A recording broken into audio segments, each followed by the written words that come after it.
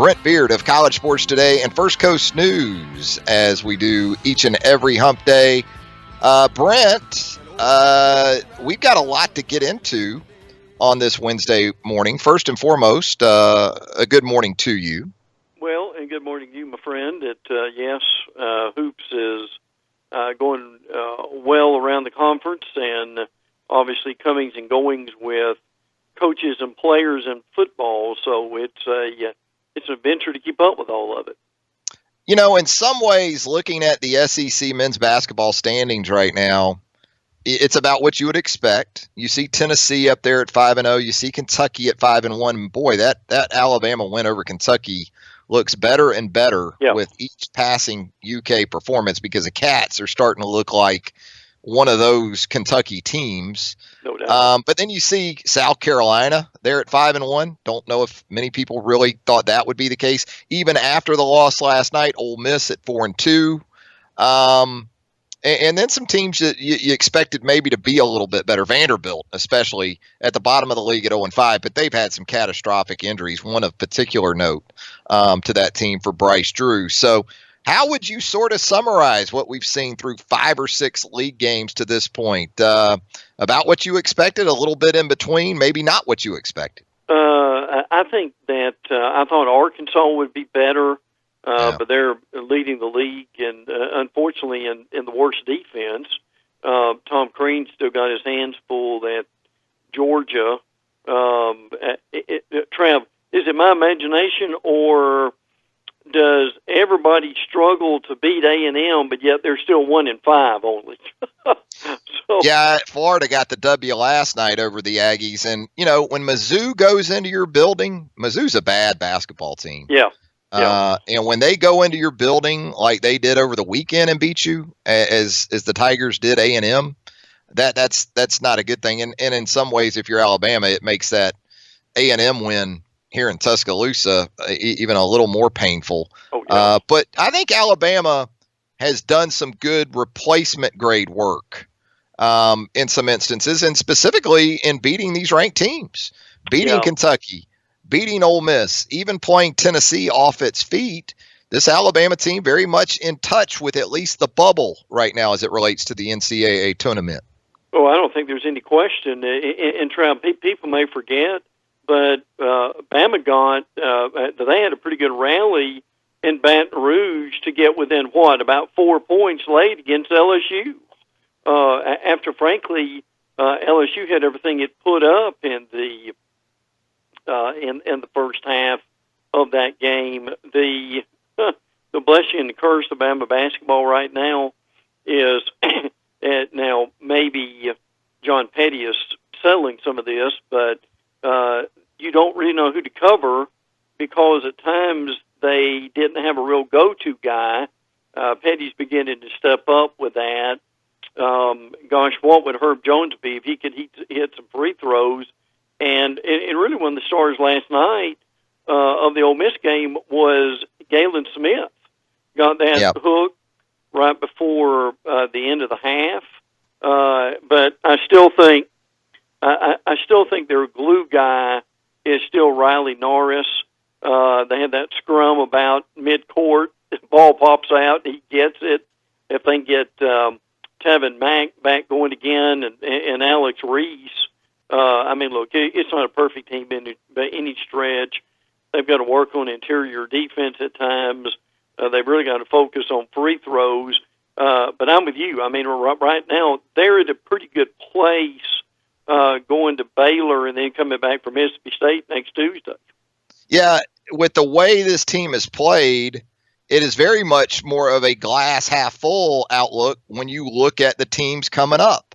When you look at Baylor and Mississippi State and Auburn still coming up here in a row, I still contend, even though Alabama lost the game in Knoxville, the manner in which it came back in the second half and battled and really totally outplayed Tennessee in the second half, and the top-ranked team in the country's own building, is as positive as an outcome as it could be coming out of a loss. That's what Alabama got last Saturday up at Thompson Bowling. Well, and they really probably should have won that game. And if they hit their free throws, there wouldn't have been any doubt, and they wouldn't have had the traveling call, or at least if they did at that point, it would not have mattered. But I'll say this, that to connect to what you said, Trev, I thought last night was a maturity win for them. I think in Avery's first year or so, they would really had a great performance as they did against Tennessee in that loss, and then they would have come back and laid an egg. But they did not.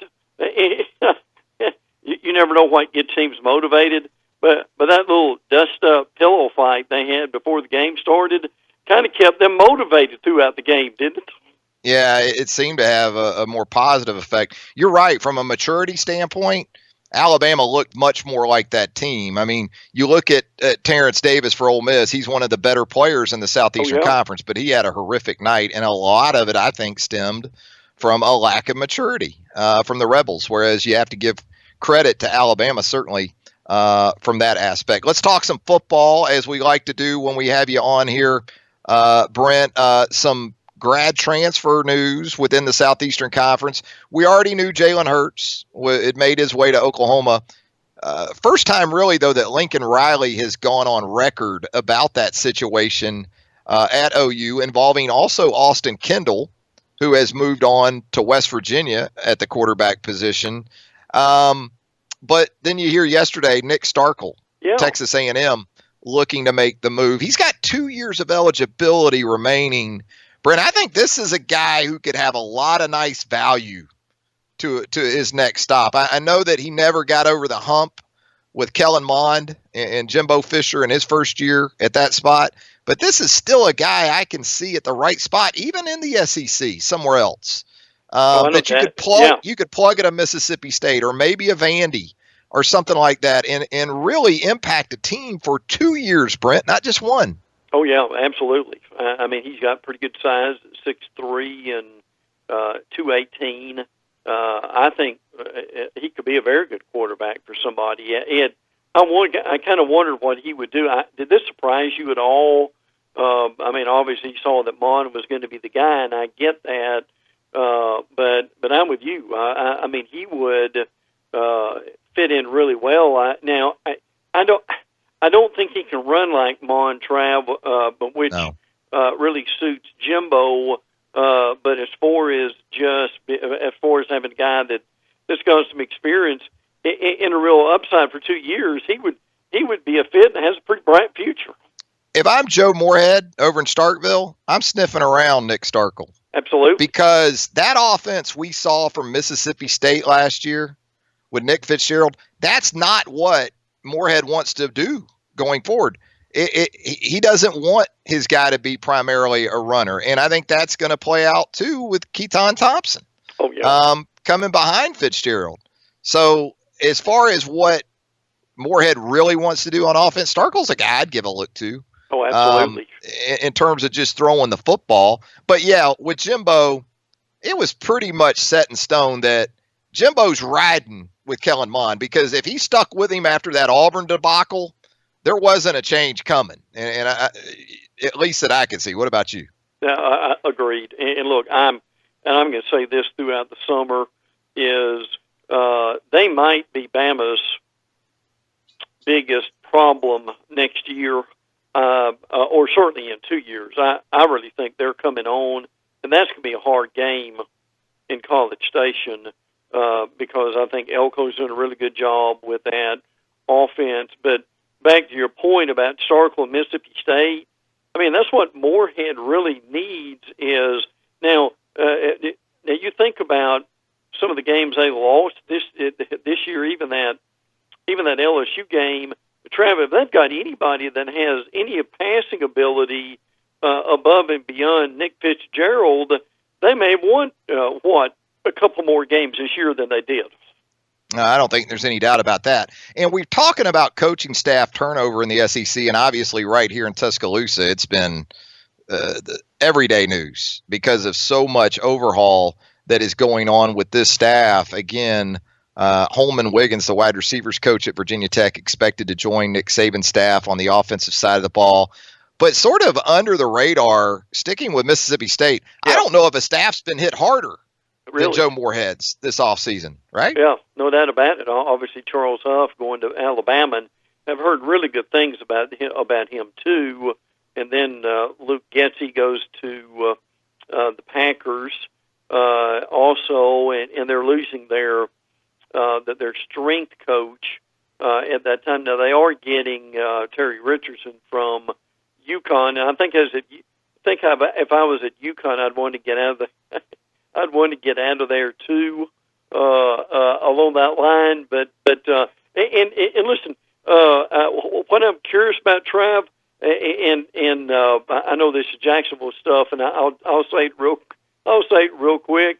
But Richardson was with the Jaguars for about a year, maybe two. I wonder if we stop some cars on I-95 and ask them that question. Would anybody remember his name being here a few years ago? It's kind of like asking people even 7 weeks after the ACC championship game, hey, who did Clemson play in the ACC championship game? Stop 10 cars right now on McFarland and ask the occupants, hey, you remember who Clemson played? In the I got my money on 80% not knowing it was Pitt. Okay. Yeah, yes. So there you go. Hey, let's talk about some of the things that have come out of the last few weeks, certainly the last week or so, with the underclassmen deadline in relation to the NFL draft. The numbers continue to be staggering, Brent, in terms of how many of these guys make themselves available for the NFL draft, and then the percentage of which go undrafted or even if they are out of the league entirely in less than 3 or 4 years' time, right? Yeah, I mean, it's just when you compare it in even 2011, which was less than 10 years ago, 56 of them come out, and 25 of that going drafted. Now this year, there's been 135, and I guess if you averaged all that up from 2019 to 2011, that's on a rough guess. What, Trav? 30 to 35%. That go undrafted. I just hate to see that in these guys. As far it leaves them at some point. I've always thought that there ought to be a situation that would benefit them if they don't get drafted, that they could go back. But again, by then these coaches have got these roster numbers. So, but the numbers keep creeping up, and a lot of these guys, you wonder sometimes, Trav, who in the world do they listen to? Or just how many people actually have influence on some of the young people ultimately making themselves available to the NFL draft. Something else you've noted, I see here in your notes for this week, for all this talk of Alabama fatigue, doesn't seem to have slowed people down in terms of tuning the Crimson Tide in on the cable, huh, Brent? Top 3 games, Bama Clemson, Bama Oklahoma, Bama Georgia, and obviously Bama LSU is also listed in there too. So, and I think that's 2 things. I think one, or maybe 3, obviously 1, Bama fans, 2, people want to see Bama lose. And that was 2. And number 3 would be kind of like when you're watching the Patriots and Tom Brady. At some point, you appreciate greatness and you want to watch it. And I think that's kind of what that tells you. I think it does, very much so. And then when you look ahead to the 2019 college football season, already some SEC non-conference games of note that are being laid out in front of us as sort of a menu, I guess, for the upcoming season. A&M obviously involved in one of those. Notre Dame, Georgia, set to renew their home and home in Athens later in the month of September. That opening weekend, you're certainly going to have some games of note. Kind of give us a rundown of what we're looking at just from August 31st maybe into September 21st. Those first 3 or 4 weekends, what are some of the highlights? Well, I think when you, as far as the August 31st,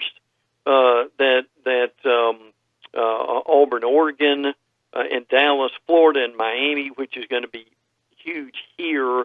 I don't think people realize Georgia begins, or they play Vanderbilt, not beginning, but they play Vanderbilt so quickly on August 31st, which I thought was interesting.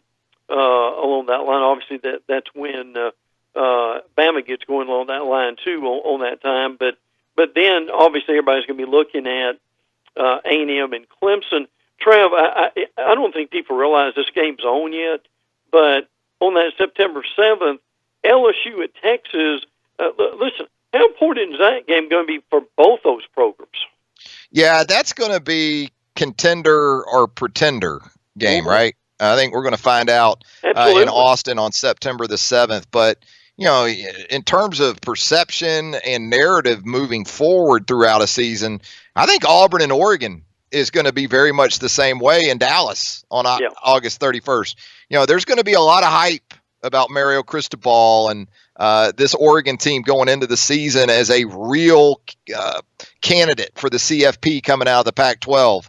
Meanwhile, you got Gus feeling heat over on the Plains and breaking in a new starting quarterback. And so I think that Auburn-Oregon game, the loser of that, it's going to be tough maybe moving forward to kind of shift the perception and the negativity coming out of that game at Jerry World, the opening weekend of the college football season. Speaking of Auburn, Brent, did you see this morning where it looks like Carnell Williams, Cadillac, coming back to Auburn as the running backs coach for Gus Malzahn? Yeah, that's good. I know they're looking at trying to get some magic there with Cadillac coming back. And I mean, he had joined the Birmingham team of the AAF. The Iron, the Birmingham Iron. So hopefully he won't be. He'll get a alternate route from Malfunction Junction, but Cadillac working his way back up there. But look, the risk there for Cadillac and these other guys. What would be if this is Gus's last year? So that'd be a pretty tough decision to make. But that'll be interesting to see how that goes. And there's still a lot of people that have no idea why Horton was fired as their running back coach. That still remains a lot of mystery in that one. Yeah, Horton moved off the field from the running back position. Yes. As for these assistants coming into sort of tumultuous situations, I guess you could say, involving the head coach, that's where those multi-year deals these days come in handy for assistant coaches. If I'm Carnell, I'm getting a 3-year deal. Yep. That's what I'm shooting for anyway. And that baby's guaranteed regardless of what happens next season with Gus. But you look at that position for Auburn, there is some nice young talent there. Jatarvius Whitlow, as we know, I think Whitlow's ceiling is really, really high. Redshirt freshman last year. I think physically he still had some ground to make up in strength and conditioning, stamina, the ability to sustain, things like that. I think he'll take another step forward this year. But Carnell steps into an interesting situation, to say the least. Brent, speaking of transfers, what's up with Miami? Has Miami become transfer U at this point? Yeah. I mean, we talk about Auburn running backs. Asa Martin has transferred from Auburn to Miami. Tate Martell going from Ohio State to Coral Gables. It looks like Manny Diaz isn't taking this sort of rebuild approach down there. He's looking to get things turned around quickly. And they just got, the latest one was from UCLA, their defensive lineman, Noruka, who is coming in, graduate transfer. He will play immediately, and they're going to have that. And that's going to be very important for them. And I tell you, I still don't know what to make of this. I like Diaz. He did a great job with the defense. Is the overall head coach going to be too much for him? My concern for them, again, Trav, is at quarterback. They really did not have an answer last year. Obviously, Malik Rozier is gone. I mean, could N'Kosi Perry under Dan Enos be better. Now, no one of the receivers is also transferring out with these guys coming in. Marquez Ezard, who is a 4-star when they got him, but yeah, listen, there's no doubt there's as much activity with that situation as there is anybody else. And a couple other real quick that caught my eye. Ron Dugan's coming back to FSU, and James Blackman is staying at quarterback instead of going into the portal. But the one I've heard about more than anybody else lately is Torrian Gray coming back to Florida after being with the Redskins, and Dan Mullen just doing backflips to get him back with the program. Yeah, that would be a nice pickup for Mullen after he's had some departures of his own, most notably, at least around here, Sal Sunseri reuniting with Nick Saban up here at Alabama. Brent, we're going to let you go with that. It's been a lot of fun, as it always is. Brent does great work. You can follow him on Twitter at Brent Beaird, BrentBeaird, Walker County's finest. That's right. And Trav, I got to ask before we go, is Pops A behaving and B staying warm down here during the winter? Well, A, never. I mean, that's never the case. My concern for Pops, and I'm going to talk with him about this Friday, is one of his grandsons is getting married down there in St. Augustine. Right. The second weekend in February. You probably already know about this. And I just worry about him, in that setting, in all the things that could go wrong. But Pops, we talked about this last week. Pops has broken bread with Sal Sunseri in the past. I don't know if you knew that. You remember Antonio Roundtree, our brother from another mother there, yes. At Pops's. Well, Sal recruited Antonio when Sal was at Louisville. Yeah. So Sal and Pops have shared Nana's outstanding Italian stuffed shells many moons ago. So you never know. It's a small world. Recruiting is such a small world. But it is. And listen, my concern would be, is there a chance he could say something inappropriate during the ceremony and do something inappropriate during the reception? I would say if the wedding is on a day that ends in Y, there's a really good chance of that. Yeah, I'd say as long as the wedding is on a day that ends in Y, there's a good chance of Pops possibly doing just that. Hey, Brent, we'll let you get. Thanks as always, my friend. My pleasure, pal. Take care.